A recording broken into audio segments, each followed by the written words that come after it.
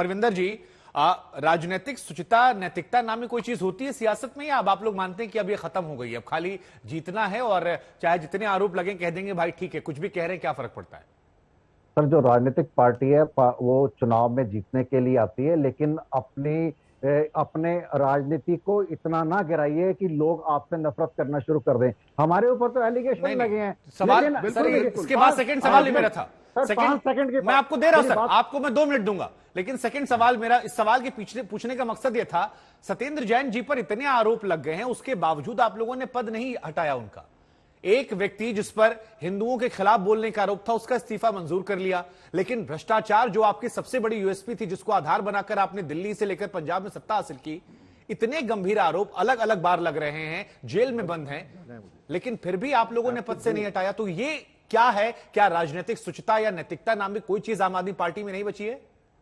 नहीं, हमारे ऊपर तो एलिगेशन लगे। मैं भारतीय जनता पार्टी और आरपी सिंह जी से पूछना चाहता हूं, एक क्रिमिनल, एक जो फिरौती लेने वाला आदमी है, ये नेशनल टीवी पे बैठ के उसको एडवोकेट कर रहे हैं, उसकी बातों की गारंटी ले रहे हैं कि वो सही बोल रहा है। इनकी क्या सांठगांठ है? दूसरी बात आप कह रहे हैं राजेंद्र गुप्ता जी की। राजेंद्र गुप्ता जी वहां पे जहां पे बौद्ध धर्म का कन्वर्जन हो रहा था, बौद्ध भिक्षु दीक्षा दे रहे थे। नहीं, मेरा मसला राजेंद्र गुप्ता नहीं है, मेरा मसला ये है कि धर्म वाले विवाद पे इस्तीफा मंजूर कर लिया, जहां भ्रष्टाचार का था वहां मंजूर नहीं किया। भ्रष्टाचार को लेकर मेरा सवाल है। उनसे देखे, जब किसी धर्म की धार्मिक भावनाएं अहित होती हैं तो उनका सम्मान करने के लिए अरे सर, लेकिन आप तो धर्म और जात पात से ऊपर सियासत करने आए थे। आज धर्म के मामले में आप सेंसिटिव हैं, भ्रष्टाचार में आप सेंसिटिविटी नहीं नजर आ रही आपकी, लेकिन ठीक है, आपकी नई पॉलिटिक्स है सर, ठीक है, आपकी नई पॉलिटिक्स से ये नया अंदाज आम आदमी पार्टी का जो नजर भी आता है लोगों को, कितना सक्सेसफुल होगा ये चुनाव के नतीजे बताएंगे। लेकिन एल.एन. राव साहब, फिर एक मूल सवाल इस पूरी चर्चा में मेरे मन में आ रहा है कि अगर किसी व्यक्ति के दामन पर दाग लगे हुए हैं तो क्या उसके बातों को, उसके आरोपों को खारिज कर दिया जाए? क्योंकि यह सवाल उठ रहा है कि भाई बीजेपी को उसके आरोपों से फायदा हो रहा है, तो क्या सिर्फ इसी आधार पर उस व्यक्ति की बातों खारिज कर दिया जाए, या जो आरोप है दिल्ली में तमाम मंत्रियों को लेकर, अधिकारियों को लेकर, वो बहुत सेंसिटिव है और उसको लेकर एक गंभीरता से जांच होनी चाहिए जिसमें जो सच है वो सामने आए? देखिए, इससे आरोपों कैसे किस आदमी ने लगाए उससे कोई मतलब नहीं है। नो डाउट वो एक कॉनमैन है, लेकिन उसने कोई आरोप लगाए हैं तो उनकी जांच होना बहुत जरूरी है। और उस जांच में ये पता लगा कि उसकी आरोप सही है तो जिसके खिलाफ आरोप लगाए उसके खिलाफ कार्रवाई हो। और अगर उसमें यह साबित हो जाता है कि उसके आरोप कोई मोटिवेटेड है, झूठे आरोप लगा रहा है, तो उसके खिलाफ कोई कार्रवाई होगी। तो आरोप लगाने वाले आदमी की कोई ऐसी ये नहीं है कि कोई आदमी क्रिमिनल है तो उसके कहे हुए आरोप पे जांच नहीं होगी। नहीं तो एल.एन. राव साहब, जैसे वो कह रहे हैं कि सत्येंद्र जैन मुलाकात करने आए थे, तो ये सारा फाइल डेटा तो रखा होता होगा ना सर कहीं पर? कितना समय लगता है इसको निकलने में? वो रिकॉर्ड में, वो इंक्वायरी जब होगी तो सारी चीज सामने आएंगी जी। और सीसीटीवी फुटेज भी वहां प्रिजर्व करके रखते हैं और रिकॉर्ड रहेगा, मिलने वालों का रिकॉर्ड रहेगा, ये सारी चीजें हैं। लेकिन इंक्वायरी से मना करना वो गलत है।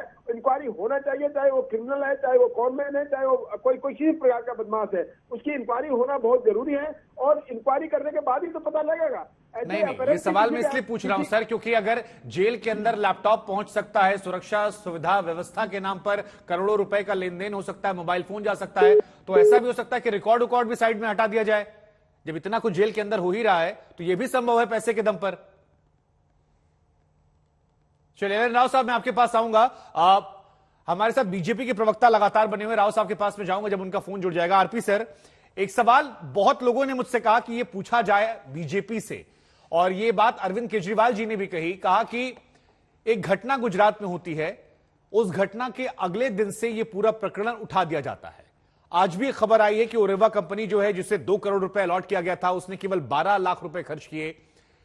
क्या ये उस घटना को छिपाने के लिए एक नई बड़ी घटना बनाने की कोशिश है, ताकि गुजरात में जो कंपटीशन है उस पर एक बड़ा डेंट दे दिया जाए और मामला जो है डाइवर्ट हो जाए? यह आरोप अरविंद केजरीवाल ने आज हमारे कॉन्क्लेव में भी लगाए हैं और यह सवाल हम भी आपसे पूछने आते हैं जनता के बिहाफ पर। पहली बात तो जो लोग भी मोरबी की घटना में इन्वॉल्व हैं, जिनके कारण से हुआ, जो लोग भी उसके दोषी हैं, उनके खिलाफ वो कोई भी हो, बड़ा स्पष्ट प्रधानमंत्री जी ने भी कहा है, हम उनको रिट्रेट करें उस बात को कि कोई भी हो उसके खिलाफ सख्त से सख्त कार्रवाई हो, ये हमारा स्टैंड है, पहली बात। दूसरी बात, मैं जो वापस से रिपीट कर रहा हूँ, ये चिट्ठी मेरे पास पड़ी है कि चिट्ठी 7 अक्टूबर की है।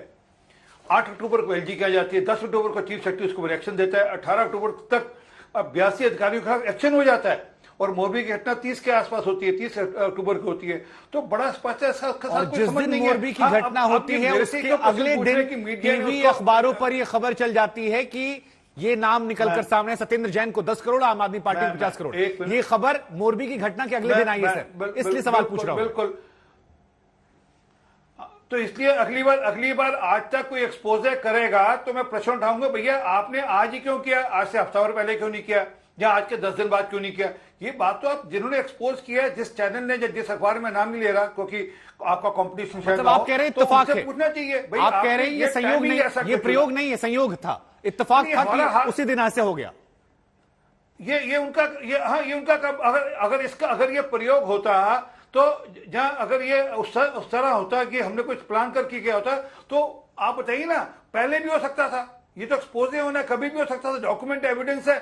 वो कह रहा है कि मैं एविडेंस देने को तैयार हूं, सेक्शन 164 के अंदर मैं अपनी गवाही देने को तैयार हूं।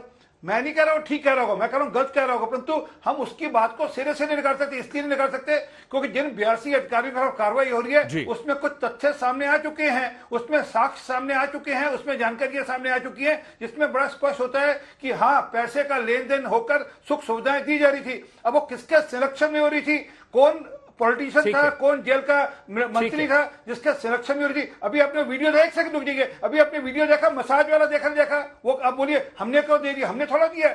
वो तो जो लोग करते एक्सपोज करते हैं कि सत्येंद्र जैन के अंदर मसाज हो रही है, उनकी पत्नी घंटों घंटों बैठती है, उनके बिजनेस पार्टनर से उनकी बैठकें होती है, मीटिंग्स होती है जेल के अंदर। अब ये सब चीजें एक्सपोज हो रही है तो हो रही है, अब इसमें हमारा क्या दोष है, परंतु एक्सपोज हो रही है तो सच का उत्तर, उस एक्सपोजर का उत्तर जिस पार्टी को देना उससे कोई बात कर नहीं रहा। परविंदर सेठी जी देखिए, ये तो बात बिल्कुल सही है कि अगर ऐसे वीडियोस निकलकर सामने आ रहे हैं तो आप पर तो आरोप लगेंगे कि आप लोगों ने सिस्टम का मजाक बना दिया, और जिन लोगों ने मजाक बनाया है उन लोगों को आप लोगों ने राजनीतिक संरक्षण दे दिया। सिर्फ इस बात पर क्या आरोप लगते हैं, आरोपों क्या है, यही आरोप आप लगाते थे तो बड़े गंभीर हो जाते थे। आज मसाज की बात निकलकर सामने आ रही है, बीजेपी के तमाम नेता दिल्ली भर में पोस्टर लगा दे रहे हैं कि केजरीवाल मसाज, केजरीवाल मसाज। सुकेश चंद्रशेखर को शराब मिल रही है, गाड़ी मिल रही है अंदर, और लैपटॉप मिल रहा है, मोबाइल मिल रहा है, लोग मिलने जा रहे हैं, वो कह रहा है नेता मिलने आया, केजरीवाल जी से बात करा दी। तो इतने गंभीर आरोपों को आप हल्के में कैसे ले लेंगे सर? नहीं, हम हल्के में नहीं ले रहे, हम तो ये कह रहे हैं कि इसकी जांच होनी चाहिए, जैसे उन्होंने कहा और जांच होने तक मंत्री का इस्तीफा होना चाहिए, नहीं होना चाहिए?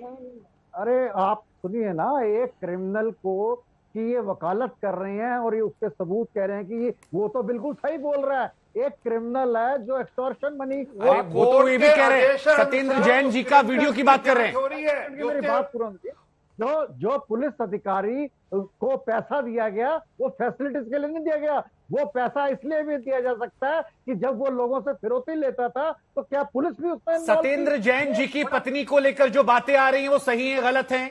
वो वीडियो सही है, गलत है मसाज वाला? नहीं, ये सब फैब्रिकेटेड चीजें हैं सर, ये सब गलत बोलेंगे, ये नहीं, उत्तर नहीं है, क्लेम करने की बातें हैं।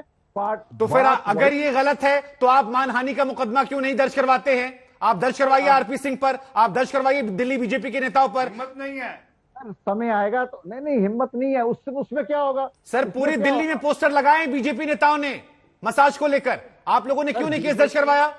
सर, बीजेपी एमसीडी चुनाव के लिए यहाँ पे गेम खेल रही है, गुजरात चुनाव के लिए वहां पे गेम खेल रही है, के पास कोई मुद्दा नहीं है, आम आदमी के लिए कोई मुद्दा नहीं है, कूड़े के ढेर से दिल्ली को भरा हुआ है। ठीक है सर, आप बुरा हाल है। ठीक है सर।